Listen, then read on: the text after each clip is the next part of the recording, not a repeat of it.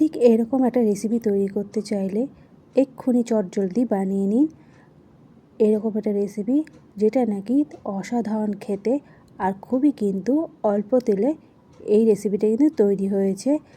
আর ঘরে আমাদের কিন্তু এই উপকরণগুলো সব সময় থাকে, তাহলে কিন্তু আর বাইরে যেতে হবে না।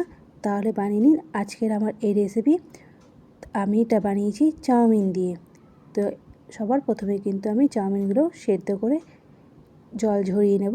আর এখানে কিন্তু আমি আলু, পেঁয়াজ আর দিয়েছি এখানে গাজর আর কাঁচা লঙ্কা দিয়ে সমস্ত কিছু নিয়েছি, সবজিগুলো কেটে নিয়েছি লম্বা করে। আর নুন হলুদ দিয়ে কিন্তু প্রথমে ভেজে নিচ্ছি। এখানে যতক্ষণে ভাজা হচ্ছে আমি কিন্তু এখানে একটা মিশ্রণ বানিয়ে নেব। এখানে আমি নিয়েছি কিছুটা পরিমাণে ময়দা, আর এর মধ্যে দিয়েছি নুন, হলুদ, লঙ্কা গুঁড়ো, জিরে গুঁড়ো, আর দিয়েছি এখানে কিন্তু সামান্য পরিমাণে একটুখানি চাট মশলা কিন্তু দিয়েছি। দিয়ে কিন্তু আমি বেশি নয় অল্প জল দিয়ে কিন্তু একটা ঠিক এরকম গাঢ় করে একটা মিশ্রণ কিন্তু আমি বানিয়ে নেব। তো তার আগে বন্ধুরা, তোমাদের কাছে আমার অনুরোধ যে বন্ধু তোমরা প্লিজ আমার পুরো ভিডিওটা দেখো, দেখে তোমরা লাইক, শেয়ার, কমেন্ট করো। নতুন যারা বন্ধু আছে তাদের কাছে অনুরোধ যে বন্ধু তোমরা প্লিজ আমার ভিডিওটা তোমরা পুরোটা দেখো, দেখে তোমরা ছোট্ট একটা লাইক আর সাবস্ক্রাইব করে আমার পাশে থেকো। তোমরা আমার পাশে থাকলে আমি জীবনে চলার পথে একটু সবাই নতুন নতুন ভিডিও বানাবার প্রেরণা জাগে। আর আমরা এখানে যে উদ্দেশ্য নিয়ে নেমেছি সেই উদ্দেশ্য কিন্তু তাহলে আমরা সফল হতে পারি। তো এখানে কিন্তু আমি সেই যে মিশ্রণটা বানিয়েছিলাম এই মিশ্রণটার মধ্যে কিন্তু আমি চাউমিনগুলো যে জল ঝরিয়েছিলাম সেটা কিন্তু দিয়ে দিয়েছি। আর দিয়েছি সামান্য পরিমাণে আমি এখানে ধনেপাতা কুচি। খুব ভালো করে কিন্তু আমি মেখে নেব। চাউমিনগুলো কিন্তু একটু লম্বা ছিল, তো সেইগুলো কিন্তু আমি একটু হাত দিয়ে কিন্তু ভেঙে নিয়েছি। মাখার সময় একটু কিন্তু ভালো করে ভেঙে নিয়েছি।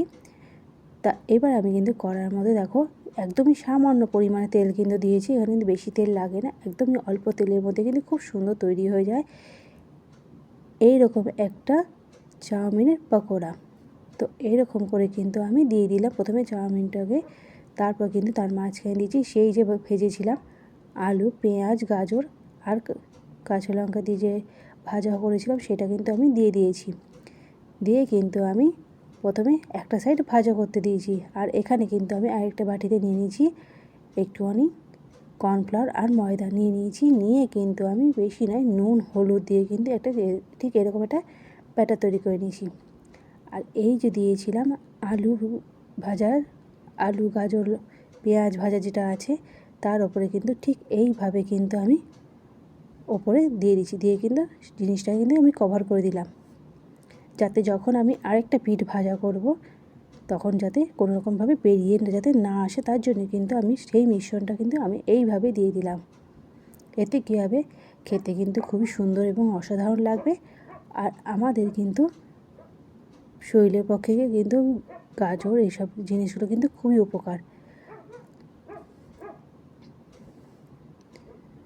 তো এইভাবে যখন একটা সাইড ভাজা হয়ে যাবে পুরোপুরিভাবে, তখন কিন্তু আমি আস্তে করে কিন্তু আরেকটা সাইড ভাজা করার জন্য তেলে আমি ঠিক উল্টে দেবো আস্তে করে।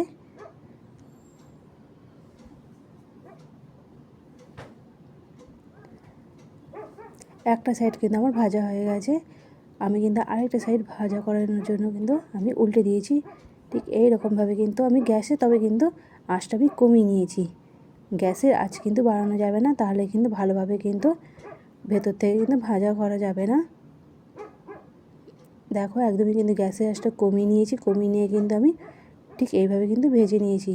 আর ভেতরে যে দিয়েছিলাম আলু ভাজা, আলু গাজর পেঁয়াজ ভাজা যেগুলো আছে সেগুলো কিন্তু দেখো কত সুন্দরভাবে ভেতরে রয়েছে, একটুও কিন্তু বের হয়নি। তো এইভাবেই কিন্তু আমি বানিয়ে নেব ঠিক আরেকটাও, ঠিক একই রকমভাবে আগেরটার মতো কিন্তু ঠিক এইরকমভাবে কিন্তু আমি দিয়ে দিয়েছি চাউমিনগুলো। আর মাঝখানটা কিন্তু একটু জায়গা করে দিয়েছি যাতে আমি আলু গাজর পেঁয়াজ ভাজাগুলো যাতে দিতে পারি। তো এই ভাজাগুলো দেখো এগুলো কিন্তু আমি মাঝখানটা ঠিক একই রকমভাবে কিন্তু আগেরটার মতোই কিন্তু ঠিক দিয়ে দিলাম। আর সেই যে মিশ্রণটা যে তৈরি করেছিলাম ঠিক এইরকম কিন্তু ওপরে আমি দিয়ে দিচ্ছি। পুরোটা কিন্তু দেবো না, ঠিক যতটুকু কিন্তু ভাজাটা আছে সেই ভাজার উপরে কিন্তু আমি এই মিশ্রণটা দিচ্ছি, যাতে কোনো রকমভাবে বেরিয়ে যাতে না আসে। তো আজকের আমার এই চাউমিনের পকোড়া তোমাদের কীরকম লাগলো তোমরা কিন্তু অবশ্যই আমাকে কমেন্ট করে জানাবে। তোমাদের ছোট্ট একটা লাইক আর কমেন্ট অপেক্ষা কিন্তু আমি রইলাম। আর বন্ধুরা তোমরা প্লিজ আমার ভিডিওটা কিন্তু তোমরা অবশ্যই শেয়ার করতে ভুলবে না। এই দেখো পুরোপুরিভাবে কিন্তু আমি দিয়ে দিলাম। এইভাবে আমি নামিয়ে তার উপরে কিন্তু আমি দিয়ে দিচ্ছি একটুখানি সামান্য পরিমাণে চাট মশলা কিন্তু ওপর দিয়ে দিয়েছি।